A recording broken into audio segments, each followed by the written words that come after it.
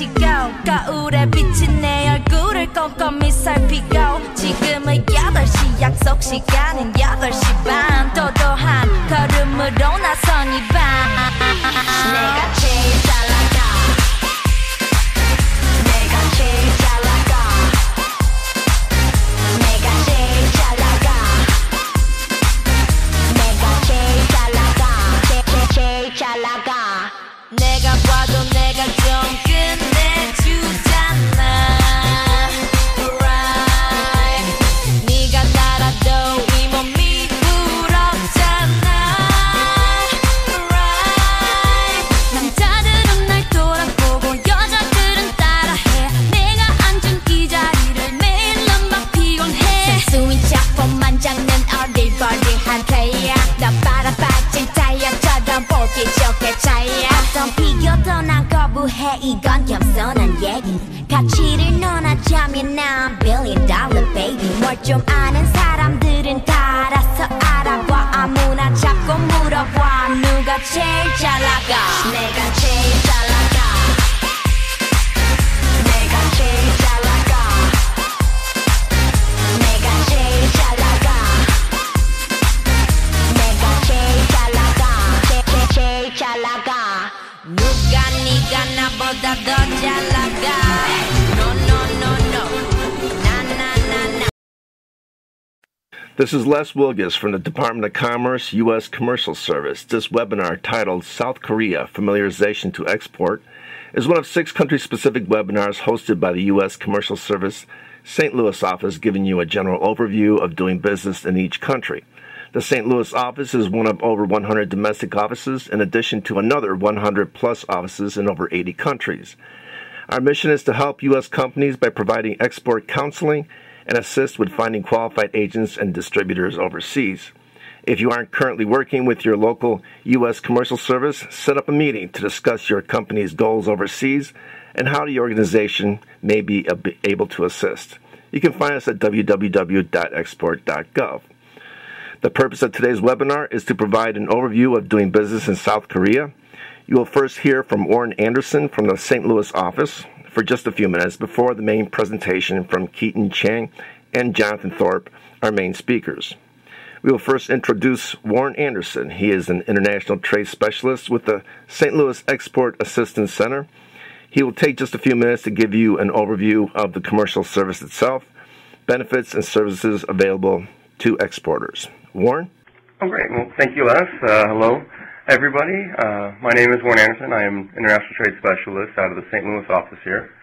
A lot of you may or may not know about our agency, but I give a little overview of what we do and how we help U.S. companies export abroad. We are the U.S. Commercial Service, and we are the trade promotion arm of the Department of Commerce's International Trade Administration. We are located across the United States and in U.S. embassies and consulates in nearly 80 countries, and our global network of trade professionals can connect U.S. companies with international buyers, providing them with market intelligence, trade counseling, business matchmaking, and advocacy and commercial diplomacy support. We also help companies find new markets, navigate any kind of documentation challenges that you can come across, as well as identify and evaluate international partners in those markets, and create entry strategies for those. As Les said, you'll be hearing from one of our specialists in Korea in a little bit, but we are located around the world, and we do have plenty of offices here domestically to help you as well. So with that being said, I will hand it back to Les. Keaton Chang is a commercial attaché at the U.S. Embassy in Seoul, where he is responsible for assisting U.S. companies interested in exporting to South Korea.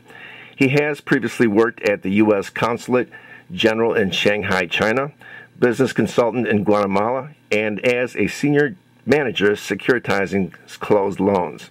A graduate of Humboldt State and Monterey Institute, we'd like to thank Mr. Chang for joining us to share his expertise today.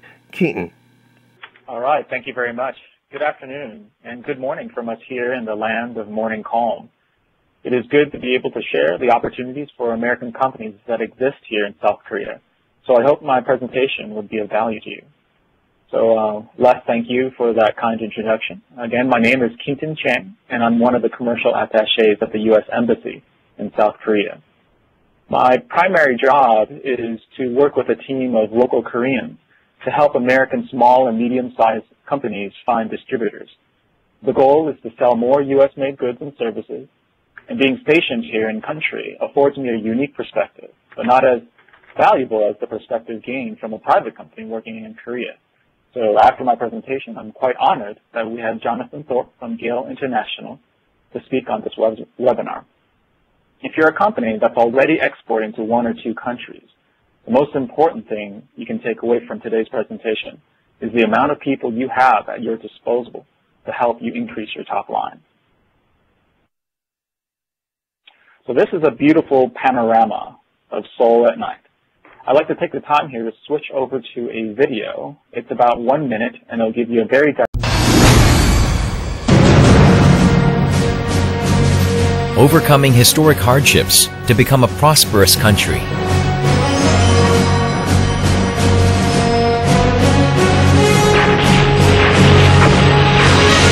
The Korean War left the nation devastated and dependent on international aid. But within only a few decades, Korea has risen out of the ashes of war to become the miracle on the Han River. This miracle is Korea's explosive economic growth, founded on strong national willpower, hard work, unity, and skill, which have long been a part of Korean culture. Korea has embraced new ideas and cultures with open arms and has created its own new culture. Korean products, technology, and culture have captured the imagination of many around the world. Today, Koreans want to share their economic development strategy with other countries to make a greater contribution to the global community.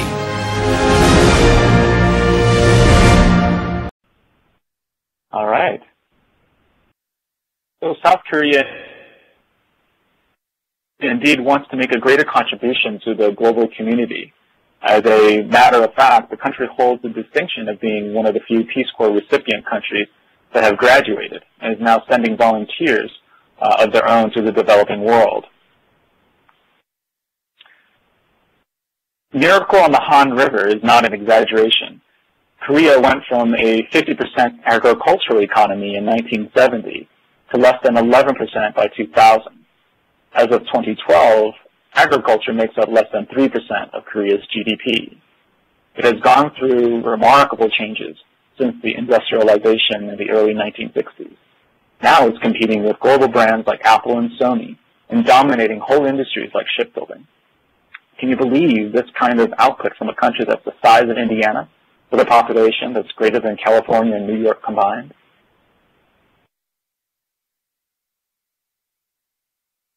While the history and culture of Korea is fascinating, some other insights you might find useful are the regulations that might affect business. President Park Geun-hye of the conservative Saenuri Party came to power in February 2013 and is expected to maintain the broadly pro-business approach of her predecessor, Lee Myung-bak. However, she is expected to pay greater attention to social equality and welfare. And so this means slightly more restrictions to help small businesses, as well as encouraging institutional investors like Korea Investment Corporation to invest more aggressively overseas. As part of its effort to reduce emissions, the government has identified around 450 heavy polluting companies that must participate in the greenhouse gas and energy target scheme. These companies are required to provide annual emissions and energy consumption data to the government. And based on this data, the company is then assigned a target to reduce emissions and energy consumption for the next year. This, I think, will continue to drive demand for better environmental technologies that the U.S. can offer.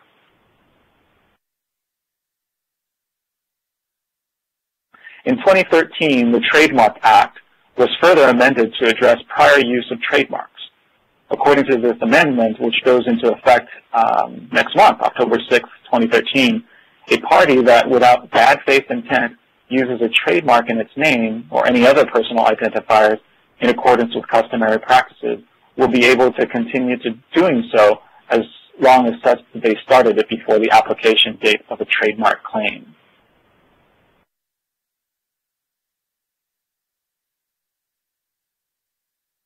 During her election campaign, Park Geun-hye promised that she would place limits on the expansion of large conglomerates into some sectors.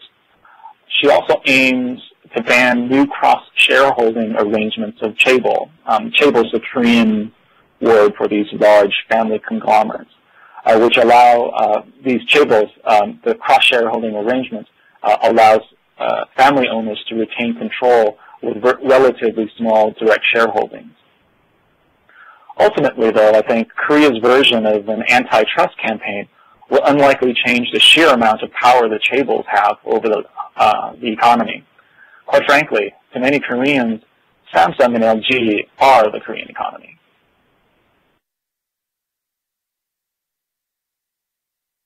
To cope with an aging population, the government passed in April 2013 introducing a minimum retirement age. Employers will now be obligated to guarantee employment until the employee is 60 from 2016 onwards. So the law doesn't come into effect until 2016. The law will initially apply to companies with 300 or more employees, although all companies will have to follow its provisions from 2017 onwards.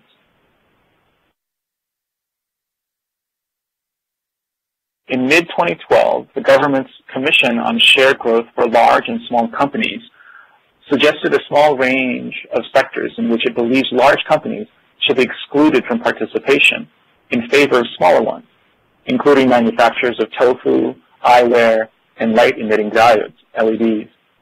However, the committee's recommendations are not legally binding.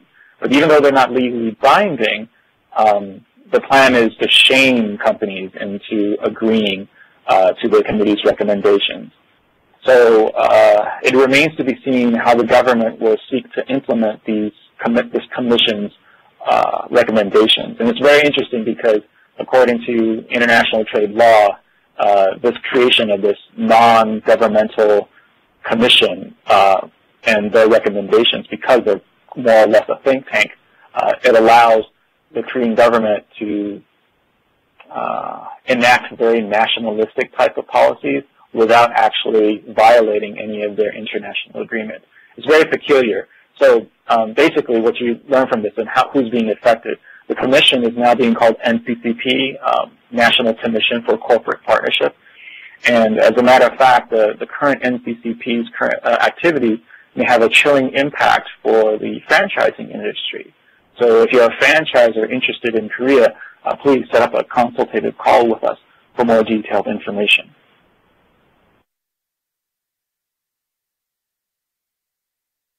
The new government is likely to renew its efforts to privatize some state-owned enterprises in 2013 to 2014.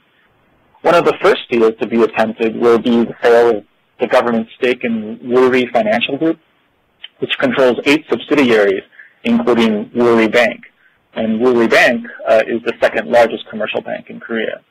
So if you're interested in the market, if you're in the market to buy a Korean company outright, just to get a foothold, then you might want to see who else is up for sale on this list.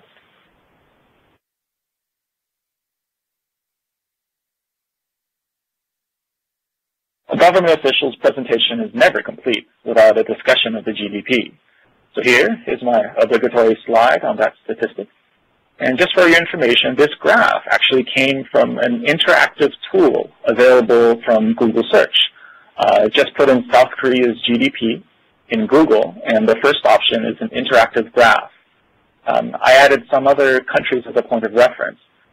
Korea's GDP was 1.13 trillion US dollars in 2012. India's was 1.84 trillion. China had a whopping 8.23 trillion US dollars in GDP. But fortunately, for the US, our GDP was nearly twice that of China. I didn't add US's line graph on this chart. It would have skewed things a little bit further. All right, so you can see here that Korea's economy is primarily made up of service industries, much of it consumed domestically. Its manufacturing is what propels Korea's export activities. GDP will grow by 3% this year and then average 4% until 2017. Inflation is forecasted to be below the Bank of Korea's forecast. Now, Korea has many international trade agreements. Arguably, the most important one Korea entered into was the one with the United States. We celebrated its first anniversary this March 2013, and some of the results are here on the slide.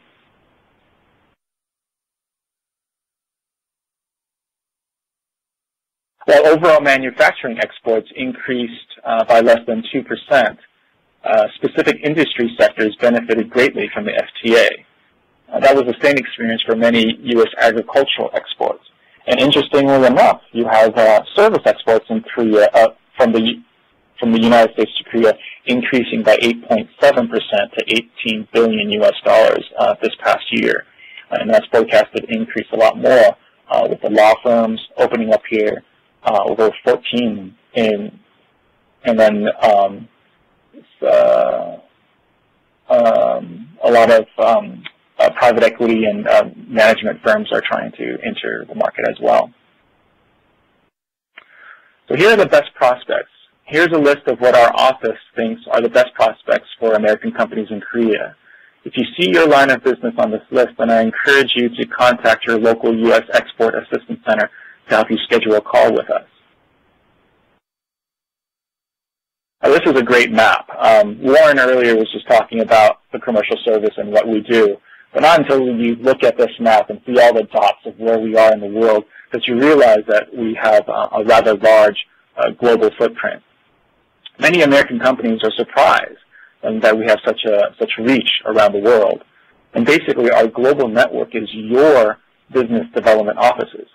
We are located in over 100 embassies and consulates around the world in over 80 countries. And there are over 90 offices in the United States so that you can talk to someone in your own time zone to connect you with our overseas offices.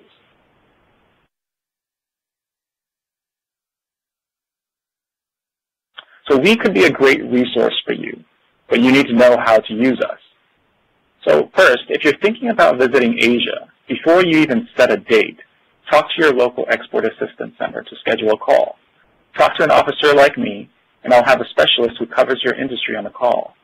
We can discuss your company's prospects, and if it's good, you'll have 3 to 4 prospective distributors that you can meet in person when you travel to Korea. This can be part of a larger trip that you might be taking to Japan or China, for example. And since you're already in this part of the world, a few extra days in a country that might yield a new distributor, I believe is worth the investment in time and money. When you think about it, it's one of the most cost-effective ways to develop your international business. You can get to more markets quicker because you have so many offices around the world to help you do feasibility checks and scout for distributors. We can also help you do your due diligence or check out a trade show before you commit to traveling. And if we know that you're at an export-ready company, we'll be sure to invite you to a federally led trade mission. These open up many doors to government officials as well as draw in more prospective distributors than otherwise would be possible. A good example was this year's Trade Winds that happened in May. It was an event that was hosted here in South Korea with legs going to Hong Kong, Taiwan, the Philippines, and Japan. Over 30 American companies attended. We had all the minister counselors from the U.S. embassies in East Asia, all 12 of them, fly into Seoul just to give counseling to these 30 companies, to give them advice of what the opportunities are in East Asia. We did matchmaking meetings for them in Korea as well as in the Philippines and the other destinations. And we also invited private sector folks to speak at the conference. So the American companies who did not have a a meeting at that time would be able to listen in on how to do business in Asia. So here's some additional online resources. There's a lot more about Korea that I could not get into. And so I highly recommend you or someone from your company to check out the following resources to learn more about the business opportunities in Korea. The American Chamber of Commerce in Korea has a very comprehensive website on the Chorus FTA's benefits. Just go to amchamkorea.org. And of course, there's the commercial service at export.gov. You'll be able to locate the closest export assistance center to you, as well as the contact information for the commercial service at an embassy or a consulate. And lastly, the uskoreaconnect.org will give you many real-life stories by state, as well as how your state specifically benefits from the Chorus FTA. So that ends my presentation, but I want to kind of tee things up by mentioning how why Gale International, and I originally felt that we needed to have a private sector perspective in this type of presentation. I think that's always very helpful for the American companies who are listening on this call.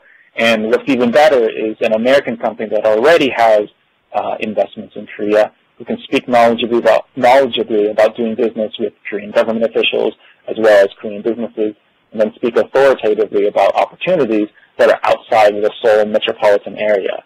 Unfortunately, a lot of people who come to Korea, only have enough time to visit Seoul, but there is a tremendous amount of demand for foreign goods, foreign franchises, foreign products in cities that are outside of Seoul. And if you go through the trouble of visiting these prospective distributors or agents out in their home city, that goes a long way to build your rapport and help you find a new partner. So it's really wonderful to be able to have Mr. Thorpe speak with us today on this. So by way of introduction, Jonathan Thorpe is the Senior Executive Vice President and Chief Investment Officer for Gale International, and he's been involved with this company since its founding in 1985. He's responsible for the financing, development, and successful disposition of the company's portfolios in office, retail, and industrial properties in New York, New Jersey, and California. And having worked at the Songdo International Business District project in 2002, shortly after its inception, Jonathan has been involved in structuring and closing all major equity and debt financing transactions for the Songdo International Business District. It's one of the largest single privately financed and owned developments currently underway in the world, and completed for the most part. So I was able to go personally to see this. It is quite an experience to see this new development. I'm very excited to support Gale, very excited to support any U.S. company who wants to kind of start their footprint in Seoul. And again, it's great to have Mr. Thorpe with us. And with that, I'll pass the baton to you. Good afternoon, and to those of you in the U.S., and very early Tuesday morning to you, Keaton, thank you for your kind words. Like you, I'm very pleased to be here today to share with the group our experiences in doing business in Korea over the last 11 years or so, and as well to introduce to those of you thinking of expanding your business, your export business, and/or your business footprint in Korea, what we would like to think would be a natural landing zone for your companies to come in, which is our project called Songdo International Business District, which is in Incheon, Korea. And I think that anybody who's interested in Northeast Asia, which is one of the most dynamic marketplaces in the entire world right now, and certainly where a tremendous amount of growth is going to take place over the next 20 to 50 years, wants to be. If you want to consider Northeast Asia, I really think you need to. I think Korea is really a fantastic place to establish your footprint and to establish your platform for growth.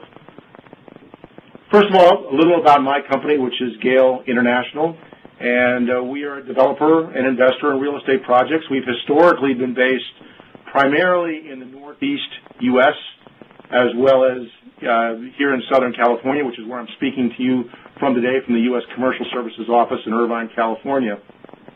And we've had fairly extensive experience in office, industrial, and residential projects.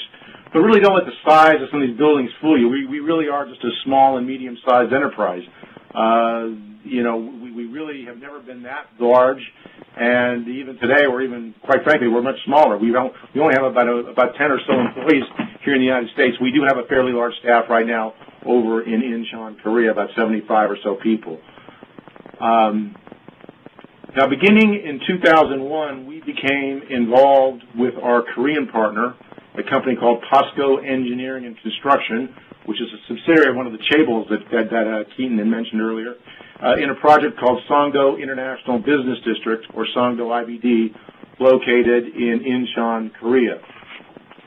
Now, the question that we asked back in 2001, and this is the same question that any of you might be asking today, is why choose Korea? Korea is a relatively small country. It's only less than 50 million people, but it has a strategic location between Japan, Russia, and Northeast China. And additionally, again, Keaton referred to this in his presentation, the country has emerged from being one of the poorest and least developed nations in the world 60 years ago following the end of the Korean War to a major economic, social, and cultural player. I mean, just think of Gangnam Style as an example, which, by the way, actually portions of that video were actually shot in Songdo. They weren't all shot in Gangnam. You think of Samsung smartphones, Hyundai and Kia automobiles, and then just much less the number of prominent Korean Americans here in the U.S. Now, the emergence of Korea as a significant economic power came about as a result of significant government support for foreign investment, trade, and as well significant government support and private sector support for the country's own internal industrial and economic development. And as you can see, and as Keaton also referred to, Korea is one of the major players in terms of doing free trade agreements, as this country really does live and breathe on global trade. But I would note that in addition to the finalized free trade agreements noted on this slide, Korea is also currently in the process of negotiating FTAs with China, Japan, and Colombia, to name a few countries. Again, the Korean government takes an active mode in terms of promoting and encouraging trade and industrial and economic growth, both on the internal and private sector. The end result of this active government support, along with what I would call a reverence and almost a worship for education and hard work by the Korean people, has resulted in a dynamic environment for doing business, along with an R&D and ICT infrastructure that is among the best in the world. Korea truly is a wired place, and if you go there, you see trends and people doing things over the internet and with their computers that are probably a little bit ahead of the United States, I hate to say. And the Songdo area in particular, where our project is located, has developed into a real center for biotechnology. I don't know if there are biotech guys on the line here with us today, but Korea has emerged as a major researcher, producer, and consumer of biotech, pharmaceutical, and medical products and services. The Incheon Free Economic Zone, I'm going to refer to this very shortly, has made the support and promotion of the biotechnology and pharmaceutical industries in particular a key priority for Songdo. Now, I've mentioned this previously, but Korea's strongest assets are its people. And even though Korea may be relatively poor in terms of natural resources, Korean workers are incredibly skilled and productive. And on the consumer side, Korean consumers are intelligent and discriminating. They have a strong desire and a strong ability and propensity to pay for quality goods and services. It's a great market.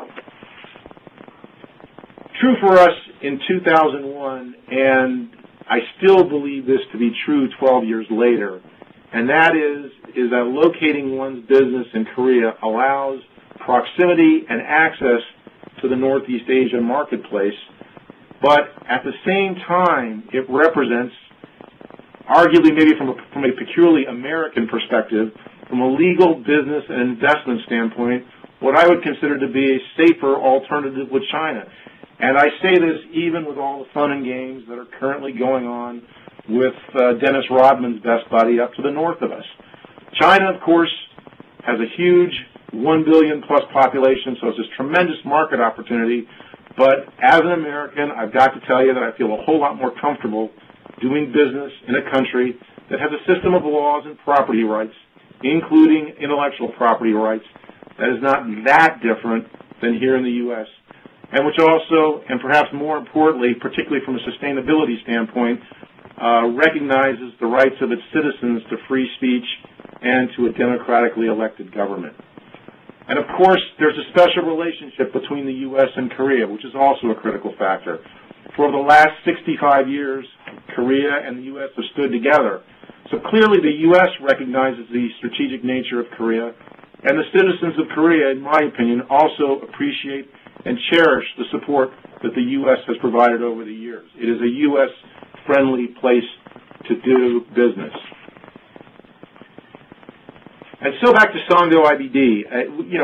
This is a real estate project, and I suppose I'm here as a representative of a real estate services export business that has been fairly successful in Korea, because this is a real estate project that is approximately the same size, both in terms of land area as well as building density, as downtown Boston, to hopefully just allow you to maybe kind of put your heads around, how big this city is and how large of a scale is the development.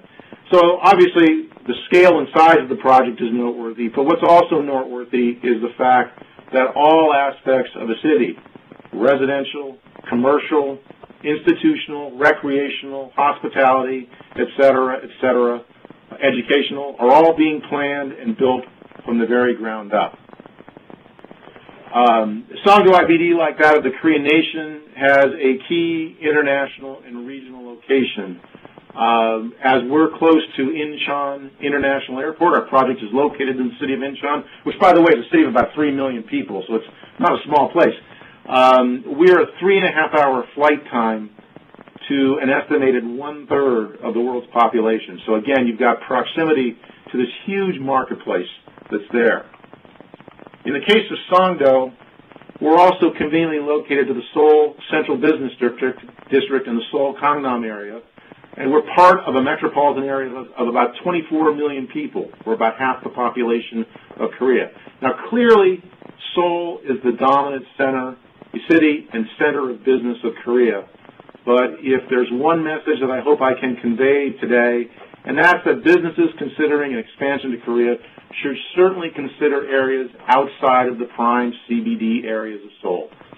Songdo IBD is to Seoul like Irvine, California is to Los Angeles, or the northern New Jersey suburbs are to Manhattan, New York. Clearly, some firms are always going to want to be in the middle of things, in the hubbub of downtown, and they're going to need to bear the added costs and inefficiencies associated with a downtown location. However, I believe that for most businesses, there are tremendous advantages to be gained from lower costs, greater accessibility to labor, higher efficiencies, and an overall better working and living environment that can be found in a location like Songdo as compared to Seoul. The advantages are even greater when Songdo's proximity to Incheon International Airport and the excellent highway and rail connections from Songdo to Seoul are taken into account. And, from the slide you can see that we're about 40 minutes by car from Seoul Gangnam, about 60 minutes from the CBD area of Seoul. By the way, the CBD is projected to be connected by a high-speed GTX high-speed rail system that is currently under planning and should be hopefully completed by 2020, at which time that connection time will be cut to 25 minutes by high-speed rail. But the point being is that it actually takes less time to go, as much or less time to go from Songdo to some of the prime sections of Seoul as it might take you to, say, travel from one neighborhood in Seoul to these same prime areas in Seoul. It just takes a long time to get across the city. So we really aren't really that far out, but at the same time we're able to take advantage of the lower costs and better quality of life. Now, Songdo and the Songdo IBD and the greater Songdo region are all part of the Incheon Free Economic Zone, or IFEZ. the Korean government has established a number of free economic zones throughout Korea, and I don't know if any of you have seen a television commercial. I've seen it a couple times now on CNN, and which actually this commercial prominently features Songdo IBD in their video footage. But these free economic zones are zones outside of central Seoul, because the government is trying to promote and growth outside of the congested central Seoul area. That the central government is set up with to basically induce foreign investment and overall economic growth out to the outlying areas of the country. The Incheon Free Economic Zone includes Incheon International Airport, which is located on Yeongjong Island, to the left of the Songdo IBD area, and then and it's also and the Incheon Free Economic Zone is the one that's located the closest to Seoul in terms of geographical distance, and it's also the furthest developed at this point in time.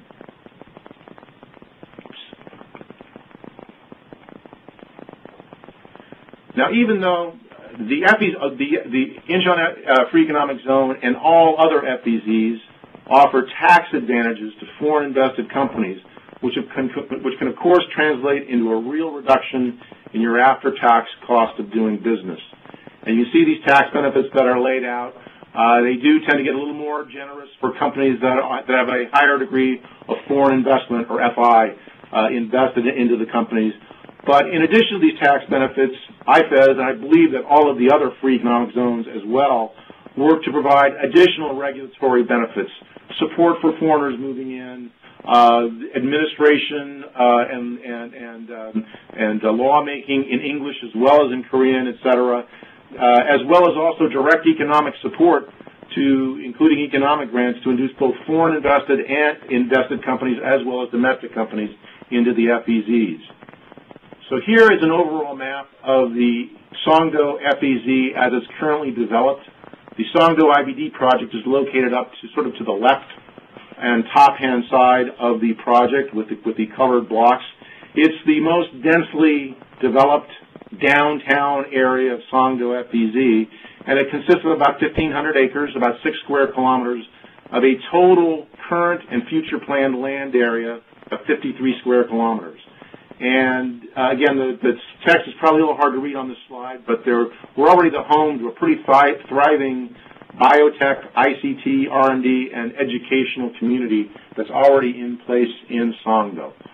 A little bit about the history of our involvement in the project and its growth over time. We were first invited out to Songdo in 2001 by the city of Incheon, and this is what the site looked like when we first saw it. About half of it was still underwater. The project is being built entirely on landfill. It's being basically constructed on the shores of the Yellow Sea in Incheon. This is one of the beaches, actually, where Douglas MacArthur landed his troops in 1950 during the start of American involvement in the Korean War. So we kind of like to think of ourselves as the second U.S. invasion of Korea sometimes. We formed in 2002 a joint venture with POSCO Engineering and Construction called NSIC, which is the current owner and developer of the property. And at this point, and then in 2003, we basically had finalized our contract for the entire 1,500 acres of land, which you can see outlined here.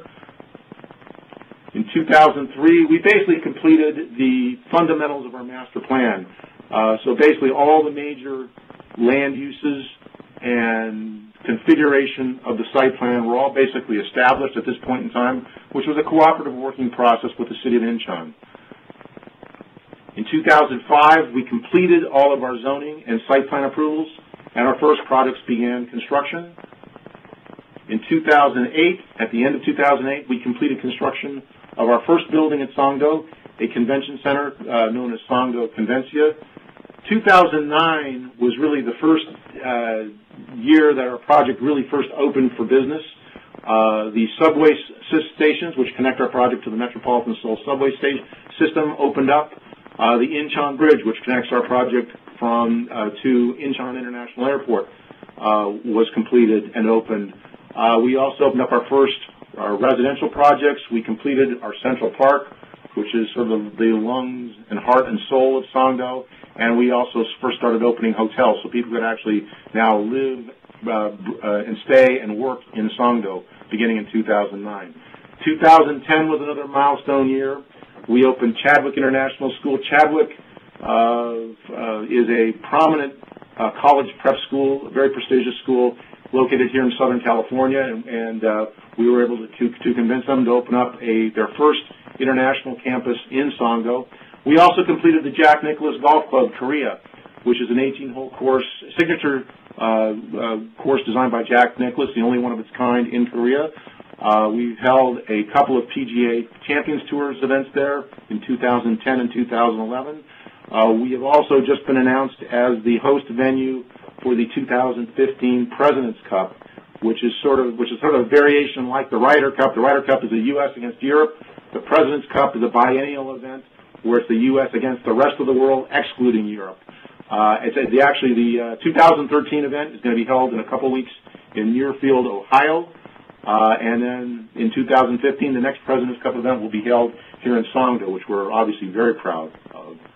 In 2011, we opened up Central Park 1 and Central Park 2, which are a couple of very high-end residential projects, fronting on our Central Park, just like the development along Park Avenue, along Fifth Avenue on the east side of Central Park in New York, and on Park Avenue on Central Park West in Manhattan, New York. In 2012, I'll talk about the GCF a little bit later, but the GCF Secretary chose Songdo as its international headquarters. They will be moving into Songdo towards the end of this year. And in 2013, we've continued to make progress in terms of getting a couple of major users to commit to our Northeast Asia Trade Tower, currently the tallest building in Korea, as well as also opening up our Canal Walk mixed-use shopping center, which is sort of a Soho-style retail with apartments above. Now, so far, so good, and with our development of Songdo IBD. And, the city is a living, breathing place. We've got about 20,000 residents living within our 1,500 acres. There's another 60 or so thousand residents living in the surrounding areas of Songdo. And, this is not a rendering. This is an actual photograph, which actually is now even a couple years old. So we, like I said, are moving along quite well. Now, the question that's so far so good and with our development of Songdo IBD, and again, I hope that you'll view our project as a location option if you decide to come to Korea, and as a potential landing zone, which comes along with a U.S. partner who can hopefully help get you acclimatized, situated, and then grow and hopefully prosper in your new home. But what makes Songdo IBD so special, and why does this place deserve your consideration? And, even if you don't join us at Songdo IBD, even if you decide not to go to Korea, what have been the lessons that we've learned that have allowed us to be successful in taking our business model to Northeast Asia? Now, first and foremost, a key guiding principle in the development of Songdo IBD has been to incorporate sustainable design and innovation into all of our buildings. And I'm pleased to say that we have introduced LEED, or Leadership in Energy and Environmental Design Standards, which is a standard that's promulgated by the U.S. Green Building Council, into Korea. And now what's even more exciting about this is that we sort of started out trying to be a good citizen from an environmental sustainability standpoint, and now all of our competition throughout Korea, including Seoul, is taking up the LEED standards. So it's nice to see that take place. But, we were sort of a groundbreaker in terms of bringing this internationally known environmental standard to our development. The fundamental components of our approach to sustainable design are outlined here. And although designing and building projects under LEED standards, cost a little bit more up front, we believe that this investment is more than offset by lower long-term operating costs and by the increase in user satisfaction, which ultimately translates to an increase in real estate value. Similarly, we have done our best to include the latest in ICT, or information communications technology, into our project. We are working with Cisco Systems and the Korean technology firm LG CNS to roll out Cisco's Smart Plus Connected Community platform throughout Songdo. Now, in all honesty, our ICT platform is probably not that cutting edge in terms of its applicability to an individual office or business setting, and this is particularly true in 2013 internationally, and particularly true in a country as wired as Korea is. But where I believe that this ICT platform is truly innovative is that its scale and its comprehensiveness is being rolled out to the entire city-scale development, including residential and retail uses. Now, for instance, all of our residential units being completed from this year on will now feature Cisco's telepresence video. I don't know if any of you are familiar with Cisco's telepresence. I like to call it Skype on steroids, because what it is, it's a high-definition, very high-quality audio video conferencing. And we, in turn, are going to be rolling out a series of services through this telepresence into the home, which is going to provide educational, medical, and retail services that all of which you can access from your home without having to go out and either walk into the weather or drive a car or take a bus. The next critical lesson learned is one that's probably applicable in any location or business, and that's been the importance of the public-private partnership to our project. I've used this slide a lot in past presentations. By the way, NSIC, the real estate developer, or me, we're like the conductor. We're waving our arms around, but we're really not making any music. It's all of the other stakeholders coming together, working together, that are kind of basically creating this tapestry that is the successful real estate project of Songo IBD. And actually, as I was preparing for this particular webinar, and in terms of thinking about it, I had to add a couple of new stakeholders to the process, which are the smaller bubbles at the top left and at the left bottom, because these folks are important. First of all, the U.S. government, which includes the U.S. Embassy, Ambassador Sung Kim and his staff in Seoul, the Departments of State, Commerce, and Treasury, the U.S. Commercial Services folks who organized this webinar. These guys have all been key sounding boards and advocates for our project and for our interest in Korea. And so, again, we all pay a lot of taxes to the federal government.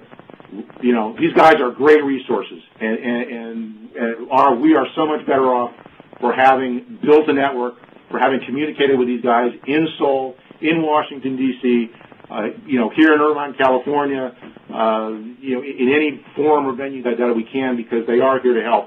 And, I certainly commend it highly.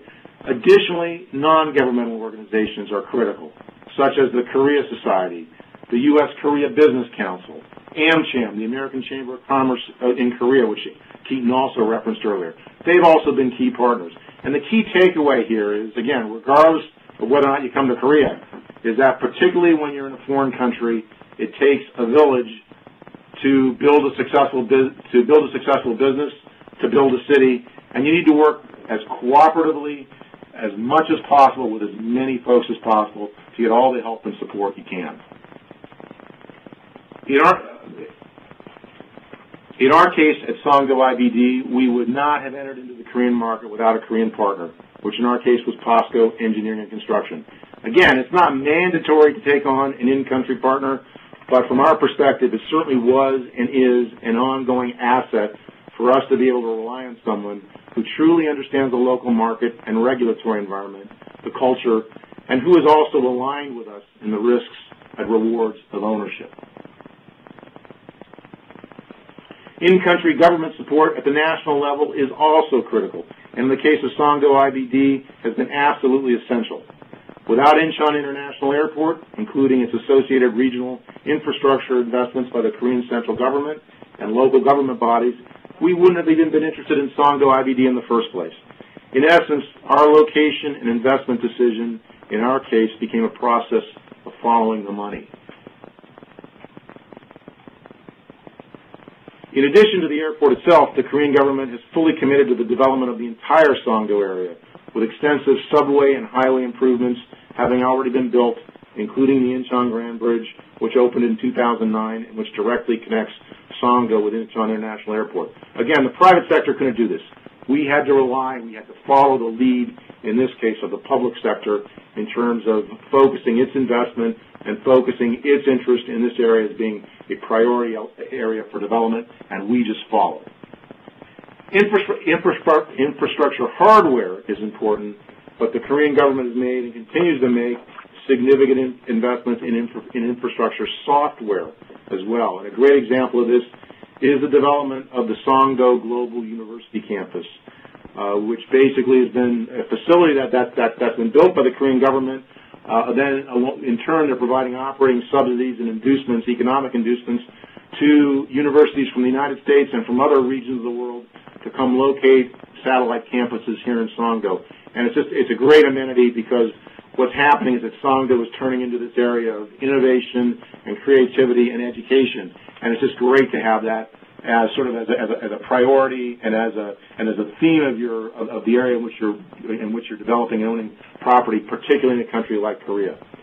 Korea has also made significant commitments to international organizations, including the Green Climate Fund, or GCF. Now, much like the World Bank, the GCF is envisioned to ultimately sponsor and fund up to as much as $100 billion U.S. per year in support of environmentally responsible projects in developing countries impacted by global climate change. And to me, it's a big opportunity here for companies that might be in the environmental services business, environmental consulting, anything related to that could potentially relate to environmental finance, would be to come to Korea and come to Songdo. Now, the decision to locate the GCF here was obviously a function of Songdo's central location, witness the 3.5-hour flight time to the rest of the world, and Korea's critical and pivotal role as a once poor country that has now embraced green growth policies. I like to think, however, though, that the choice of Songdo over competing cities such as Bonn, Germany, Warsaw, Poland, and Mexico City represented an institutional third-party endorsement of the sustainable development principles and quality of life that we've designed and built into the project. Now, as I hope you can see, the Korean government is a key stakeholder in a project, largely shares our vision for what Songdo can ultimately be. And we continue to work closely and cooperatively with the Korean central government to implement this vision. I would note, however, that we do believe that financial services are a missing sector in the service industry hub designation. And we are working with the central government right now, and there are discussions, albeit very tentative right now, that are afoot to, in fact, add financial services to this mixture. And in particular, we believe that Songdo has the potential to become an international center of green finance in conjunction with the GCF. And like I said, we are getting some positive traction on that, but it's still a story that is still in progress as we speak. And the final lesson learned, and I suppose it's really one of the underlying themes and one of the underlying rationales for our sustainable design and public-private partnership efforts, has been the creation of what we call quality of life.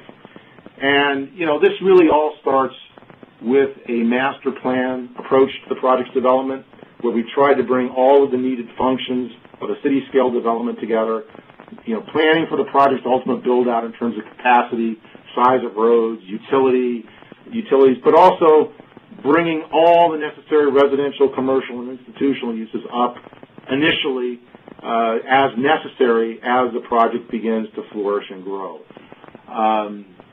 We've also tried to create a unique identity for Songdo IBD. We retained a very high-powered U.S. Urban design firm, Cohn Pedersen Prox, to do our master plan, and they incorporated or attempted to incorporate a number of the great urban design precedents of other global cities, as you can see here. So Songdo has been conceived as a live, work, play city, and a guiding principle of our planning has been that people will have the opportunity to live within a 15-minute walk of their workplace. And additionally, and notwithstanding the 15-minute walk, we've created this multimodal system of transportation options. And this is in addition, obviously, to the ever-present automobile that allow people to travel within Songdo as well as to and from the remainder of the Seoul metropolitan area. They have a lot of choices. And the fundamental principle of our planning has been the establishment of a holistic quality of life for the project. And I always like to quote, these guys who said this at different periods in history, John Winthrop, and then John Kennedy and Ronald Reagan. We're trying to create a shining city upon a hill. And we believe that we have created in Songdo IBD a quality of life that is superior to anywhere else in Korea. And, I got to admit I'm biased anywhere else in Asia as well. But furthermore, along with the superior quality of life comes a lower cost of living and a lower cost of doing business as compared with Seoul. We estimate that the cost of buying a residential apartment in Songdo IBD is approximately 80% of the cost of an average apartment throughout the entire Seoul area, and approximately 46% of the cost of a more comparable apartment in the primaries of Seoul, such as Gangnam or Soicho. Similar pricing discounts exist for commercial office space when Songdo IBD is compared to the various business districts of Seoul and the Seoul surrounding suburban area of Bundang. So again, you can live here and work here at a much lower cost at what we feel is a superior quality of life. Now, I'm going to close right now, and just some selected images of Songdo IBD are going to flash up, which I hope will just give you a better idea of what this place is all about. But in summary, I believe that Korea is a location that should be on the radar scope of any business that is looking to expand to Northeast Asia.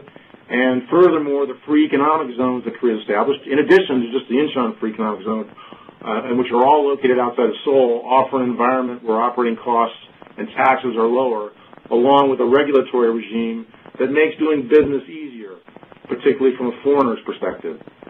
Songdo IBD, which of course I hope you will agree is the best one, which is located in the Incheon Free Economic Zone, has been planned and developed under the principles of sustainable design.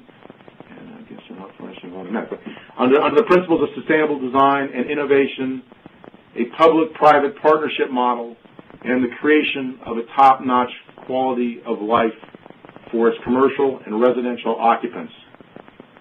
Along with its U.S.-led sponsorship and management, I believe that Songdo IBD and the greater Songdo FEZ represent the best opportunity for U.S. firms looking to establish a foothold in Korea and Northeast Asia. Now, I'll be happy to answer any of your questions today, if time allows. At the beginning of the deal, my email address is jthorpe@galeintl.com, so I certainly welcome you to contact me by email if there are any questions that we can't get answered today. And I look kamsahamnida, and I look forward to seeing you soon in Korea. Thank you, Jonathan and Keaton. At this time, we invite Warren back to moderate the Q&A session. Warren, do we have any questions submitted? Yes, thank you, Les, and thank you, Jonathan and Keaton. We just have a couple questions come in. One of them, I think, can go to both Keaton and Jonathan about expanding on the education sector in Korea. I'll be happy to give my perspective of it. This is Jonathan Thorpe speaking, if you'd like. Yeah, go ahead. I think the opportunity for education in Songdo is actually pretty good. Maria recently met with a few universities down in Songdo, I believe. Yeah, but and first of all, I think the opportunity for educational businesses in Korea, particularly U.S. American U.S. educational businesses, is just incredible in Korea. Again, I mentioned the reverence that Koreans have for education. I mean, it continually and totally blows me away how much Koreans are focused on education. It is such a priority for this society. It's obviously been a large component of their success. By the way, as a joke, I got to tell you, and they're coming up.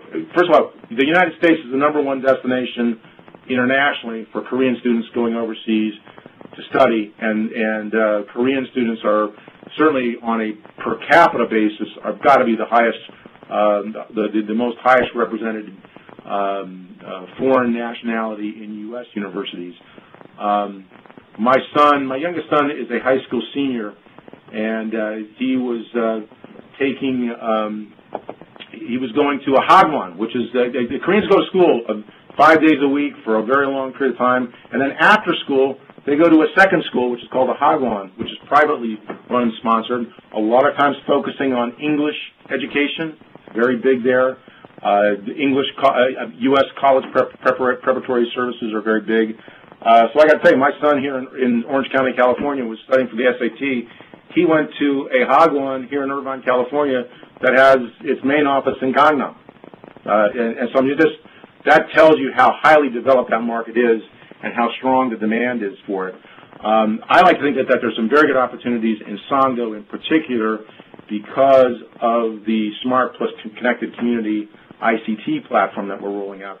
And that is one of the biggest areas of opportunity that we see for our residential platforms, because, again, the typical case in Korea is where these kids are coming in, they're coming home from school and they're getting on another bus to travel somewhere else for another, 6 to 7 hours after school for their second school Hagwon studies.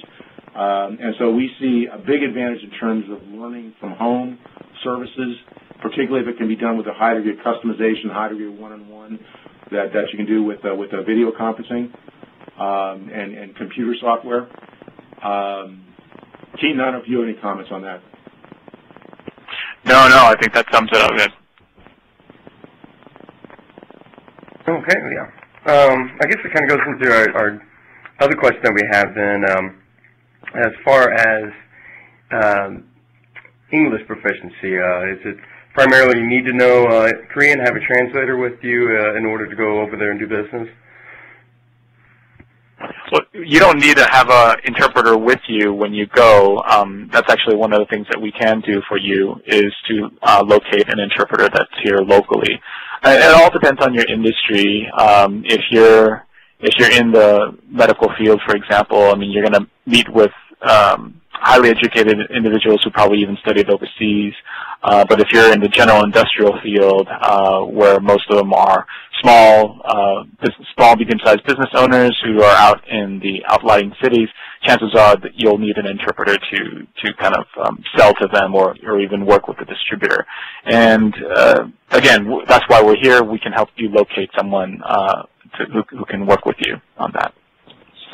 Yeah, again, from my perspective, this is Jonathan Thorpe speaking, and again, it's actually been frustrating for me because I've been going over there 11 years, and I still speak very little Korean because everybody is able to and sometimes prefers to speak English with you, and it's not maybe essential in areas like Seoul or Incheon. I agree with Keaton. Clearly, as you get out further and further out into the countryside, the English proficiency starts dropping. I would certainly, from a private sector response, though, I would certainly, recommend that it probably is not a bad idea to have an interpreter alongside you, just to, one, make sure that you're hearing everything that's going on in terms of conversations in Korean. Then, that way there's no secrets that way. You hear everything that's being said, as opposed to maybe what just people want you to hear. So certainly. Engaging an interpreter is certainly a good thing. And also, if you work with our export assistance centers to do a gold key matchmaking service, for example, we would advise you at post, if when we're setting up your meetings, we would advise you, yes, you should have an interpreter at these meetings, or no, you don't need to. So that's another advantage of working with us. We're already screening the people you're meeting with, so we can tell you their level of proficiency. I would also note that, we obviously do a number of contract agreements in Korea. Typically, our governmental contracts tend to be in Korean, but most private sector contracts will frequently be in both Korean and English. And then what you just need to do, and I'm not an attorney, so I don't want to give legal advice here, but typically what we will do is we'll have a provision in there that, that will acknowledge that the agreement is in both English and Korean, and then we will usually agree upon which is the prevailing agreement in the case of a conflict. And at least based upon our experience, we've been usually able to get English as being the prevailing language. Oh, great. There was another question you kind of touched on, Keaton, the free trade agreement, the Chorus free trade agreement, and this person in particular was wondering about the documentation process. Is it streamlined, or any issues that company can expect going through that? Yes, if you want to take advantage of the Chorus FTA, you will most likely encounter country of origin issues. That's different by industry, differs by your HS code. So when you're thinking of exporting, or maybe you are already exporting to Korea and you want to take advantage of the reduced tariff rates and you're having trouble figuring out what to do with country of origin, again, you can just give us a call. Just schedule something, go through one of our export assistance centers. We've actually helped maybe 2 or 3 companies every week just to deal with country of origin issues. So we're very experienced at that, and I think it's probably going to be your primary problem. I noticed I had worked with a client earlier in the year about a certificate of free sale, especially the ruminant origin ingredients issue that they had. But yeah, I called up your office there, and within a day, the client was able to fill out the paperwork and ship it over, no problems at all. As far as any more questions, I don't have any. To either Keaton or Jonathan, what would you consider to be the hot trends or the industries that can do very well? I would say the alternative investments for institutional investors. Jonathan was talking earlier about making sure that the government taps Songdo as a financial service. I think that's great. They should, because I see a lot more activity in that. You see not a saturation yet, but there's a lot going on the calendar for private equity and venture capital funds. A lot of people are coming in explaining the different ways of investing to institutional investors, and they've traditionally only been in equities or bonds. So here now they're looking into real estate, into all these different types of vehicles, and the professional managers around the world, primarily from the United States, are flying in to court their money. So I would not be surprised to see more of that type of activity taking place. Yeah, I would tend to agree. I think the financial certainty, and I'm actually now going more even towards just even retail financial services. I think the Korean market is maybe a little immature right now, and I think at the same time, though, there's a tremendous amount of, intelligence and affluence and ability to grow. So I do think there's a lot of potential in that marketplace. And I don't know, I've been a little bit out of this discussion for the last few months, but I know that was actually one of the areas that actually we were hoping to make a lot of progress with the Korea-U.S. Free Trade Agreement. And, Korea does have a few kind of funky data transmission regulations that are maybe a little... Right. They're going to be a little bit of a sticking point for truly, making Korea a financial hub and for really getting it to sort of what I would call a 21st century financial services environment. Again, the central government is aware of that, and there is a growing, I think, desire on their part to open up things in a lot of different ways. I mean, they're seeing, an example, again, back to the focus on a creative economy. They're looking really to try and grow SMEs, and they're realizing they've got to change their capital structure and their financial services structure as well to accommodate this type of growth at the SME level and at the creative economy level if they want to make things happen a little differently. So I think there's a tremendous amount of potential. There's some things that have got to be changed, and I think there's beginning to be an impact now where I think the door is beginning to open there. So I would agree with Keaton. I think that's an area where there's a lot of potential.